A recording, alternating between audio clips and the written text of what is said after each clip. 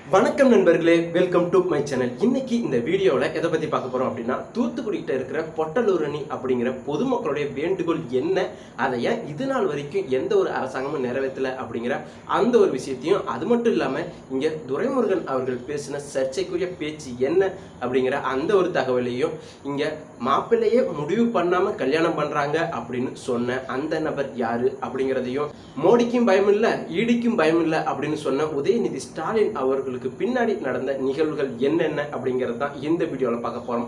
வீடியோக்குள்ள போகிறதுக்கு முன்னாடி நம்ம சேனலை சப்ஸ்கிரைப் பண்ணல அப்படின்னா தயவு செஞ்சு சப்ஸ்கிரைப் பண்ணுங்க. உங்களுடைய ஒவ்வொரு சப்ஸ்கிரைப் தான் எனக்கு அடுத்தடுத்த வீடியோ போகிறதுக்கு அவ்வளோ மோட்டிவேஷனாக சொல்லலாம். அது மட்டும் இல்லாமல் இது புது சேனல் அப்படிங்கிறதுனால உங்களுடைய சப்போர்ட் ரொம்ப ரொம்ப அவசியம். அதையும் தாண்டி என்னுடைய கருத்துலேருந்து உங்களுடைய கருத்துக்கள் மாறுபட்டு கூட அதையும் கமெண்ட் செக்ஷனில் பதிவிடுங்க. கருத்துக்கள் வரவேற்கப்படுகிறது.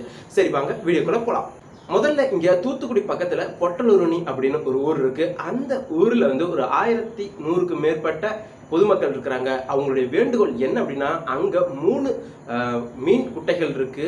அங்கிருந்து வர துர்நாற்றம் அப்படிங்கிறது அங்க இருக்கிற மக்களால் வசிக்க முடியல, சுவாசிக்க முடியல அப்படிங்கிறது தான் அவங்களுடைய மிகப்பெரிய குற்றச்சாட்டா இருக்கு. இது ஒரு நாள் 2 நாள் இல்லைங்க, கடந்த பல வருடங்களா அங்க நடந்துட்டு இருக்கு. இதுக்காக அவங்க வந்து போராட்டமும் பண்ணியிருக்கிறாங்க. அப்படி போராட்டம் பண்றப்ப எல்லாம் அங்க இருக்கிற டிஎஸ்பி எஸ்பி அவங்களாம் வந்து போராட்டத்தை கலைங்க, நான் கண்டிப்பா ஆக்ஷன் எடுக்கிறேன் அப்படின்னு வாக்குறுதி கொடுத்துருக்காங்க. அதை தாண்டி அவங்க போராட்டத்தை கலைச்சிருக்கிறாங்க. அது மட்டும் இல்லாம அங்க ஏன் ஒரு கம்பெனி வளர்றது உங்களுக்கு பிடிக்கலையா அப்படின்னு சொல்லி பொதுமக்களை வந்து மிரட்டியிருக்கிறாங்க அப்படின்னு அவங்களுடைய காணொலியில அவங்க பதிவிட்டு இருக்கிறாங்க. இப்படி ஒரு மனுஷன் சுவாசிக்கிறதுலே மிகப்பெரிய பிரச்சனை அப்படின்னா இங்க எப்படி அவங்க நிம்மதியா வாழ முடியும் அப்படிங்கிறதான். இங்க நீர் நிலைகள் இல்லாம இருந்துச்சு அப்படின்னா ஒரு மிகப்பெரிய பிரச்சனை வரும் இல்லையா? அதே மாதிரி தாங்க இங்க சுவாசிக்கிற காற்று வந்து சுத்தமா இல்லை அப்படின்னா எப்படி அவங்களால நிம்மதியா வாழ முடியும்? ஒரு அடிப்படை தகுதி அப்படிங்கிறது இதுவும் ஒண்ணு தானே. அப்படி இருக்கும் பட்சத்துல இங்க ஏன் அவங்களுக்கு இன்னும் ஒரு தீர்வு சொல்லவே இல்லை அப்படிங்கிறது தான். இந்த வீடியோல யார் யார் பேசினாங்க அப்படின்னு பாத்தீங்கன்னா எல்லாருமே வயதானவங்க அப்படின்னு சொல்லலாம், இல்லைன்னா நடுத்தர வயதுல இருக்கிறவங்க தான். இன்னும் சொல்ல போனா அங்க இருக்கிற இளைஞர்கள்லாம் எங்க அப்படின்னு பார்த்தோம்னா கண்டிப்பா அங்க இல்லை அப்படிங்கிற மாதிரி தான் தெரியுது. எல்லாரும் வேலை விஷயமா வெளியூர்ல செட்டில் ஆயிடுறாங்க அப்படிங்கிற மாதிரி தான் அங்க இருக்கிற பொதுமக்களும் சொல்லியிருக்கிறாங்க. அதையும் தாண்டி அந்த ஊர் பொதுமக்கள் என்ன சொல்லியிருக்கிறாங்க அப்படின்னா, இந்த நிலைமை இப்படியே தான் நீடிச்சிட்டு இருக்கு அப்படிங்கிறதுனால நாங்க இந்த தேர்தலை புறக்கணிக்கிறோம் அப்படின்னு சொல்லியிருக்கிறாங்க. கண்டிப்பா இவங்க புறக்கணிச்சா மட்டும்தான் ஏதோ ஒரு சொல்யூஷன் கிடைக்கும் அப்படிங்கிறதுல அவங்க ஆணித்தனமா நம்புறாங்க. அதுதான் உண்மையும் கூட. ஸோ இதோடைய நீட்சி எந்த அளவுக்கு போகும், இல்லை அதை சீக்கிரமா முடிச்சு வைப்பாங்களா இந்த அரசு அப்படிங்கிறத நாம அடுத்தடுத்து ஒரு காணொலியில கண்டிப்பா பதிவு செய்யலாம்.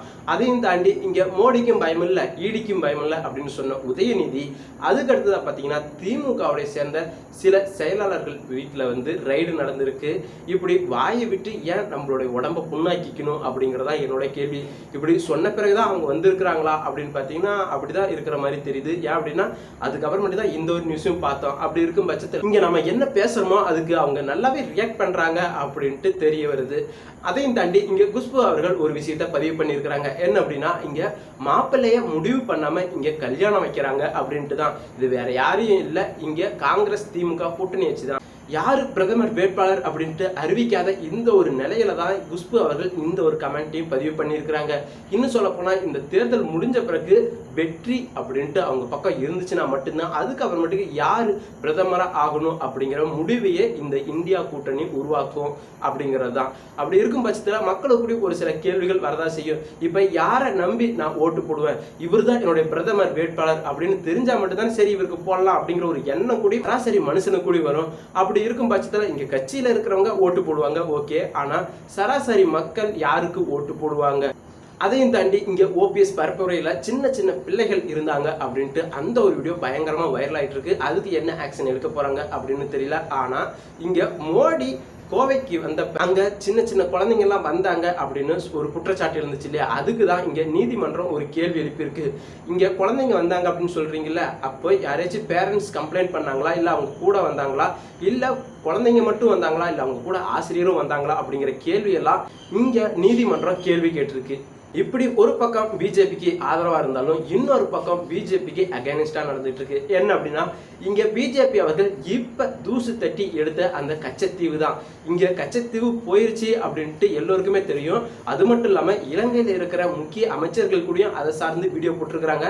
இது முழுக்க இலங்கை கட்டுப்பாட்டுக்குள்ள வந்துருச்சு, இனிமேல் நாங்க கச்சத்தீவை தரமாட்டோம் அப்படிங்கிற மாதிரியான கருத்துக்கள் அறிக்கையில வீடியோக்களையும் அவங்க பதிவு பண்ணிட்டு வராங்க. அப்படி இருக்கும் பட்சத்துல இங்க மறுபடியும் பிஜேபி தூசி தட்டி எடுத்திருக்கிறாங்க. அதுக்கு எதிர்க்கட்சியா இருக்கிற பல பேர் சொல்ற குற்றச்சாட்டு என்ன அப்படின்னா, இங்க போன விஷயத்தை பத்தி இவ்வளவு பேசுறீங்க, ஆனா உங்களுடைய இந்த 10 ஆண்டு ஆட்சியில இங்க அருணாச்சல பிரதேசத்துல தான் சீனாக்காரங்க உள்ளார வந்து 19 ஊருக்கு மேல அவங்களுடைய பேரை வச்சுட்டு போயிருக்கிறாங்க, அதுவும் இந்தியாவில். அதுக்கு நீங்க என்ன பண்ணிருக்கிறீங்க அப்படிங்கிற அந்த ஒரு குற்றச்சாட்டை இங்க பிஜேபி மேல வைக்கிறாங்க. உண்மையான விஷயம் கூட அப்படின்னே பார்க்கலாம். ஏன் அப்படின்னா இங்க பிஜேபி ஆட்சி செய்யற இந்த நேரத்துல தான் இங்க சீனாக்காரர்கள் அருணாச்சல பிரதேச மாநிலத்துல வந்து அவங்களுடைய பேரை வந்து அருணாச்சல பிரதேசத்துல இருக்கிற சில ஊர்களுக்கு, இன்னும் சொல்ல போனா 19 ஊரோ 19 மாவட்டமோ சொல்றாங்க, அந்த இடத்துல எல்லாத்தையும் இவங்களுடைய சீனாவுடைய பேரை வச்சுட்டு போயிருக்கிறாங்க. இன்னும் சொல்ல போனா அவங்க கொஞ்சம் கொஞ்சமா ஆக்கிரமிப்பு பண்ணிட்டு வராங்க. அதுக்கு நீங்க என்ன நடவடிக்கை எடுத்திருக்கிறீங்க? இங்க முடிஞ்சு போன விஷயத்த தோண்டி எடுக்கிறீங்க சரி, ஆனா இப்ப நடந்துகிட்டு இருக்கிற லைவா போயிட்டு இருக்கிற ஒரு விஷயத்துக்கு நீங்க என்ன ஆக்ஷன் எடுத்திருக்கிறீங்க அப்படிங்கிற கேள்வியை எதிர்க்கட்சி அவர்கள் வச்சிருக்கிறாங்க. அது மட்டும் இல்லாம இங்க போற இடம் எல்லாத்திலுமே இங்க காளியம்மாள் அவர்கள் சொல்ற ஒரே ஒரு விஷயம்தான். என்ன அப்படின்னா, இங்க கடந்த 50 வருஷ ஆட்சியில இங்க ஒரு மனுஷனால இவ்வளவு சொத்துக்கள் சேர்க்க முடியுமா? இன்னும் சொல்ல போனா பல தலைமுறைகள் உட்கார்ந்து சாப்பிட்ற அளவுக்கு பல கோடிகளை இங்க சேர்த்து வச்சிருக்கிறாங்க. அப்படி இருக்கும் பட்சத்துல இங்க எப்படி அவங்களுக்கு சம்பாத்தியம் வந்துச்சு?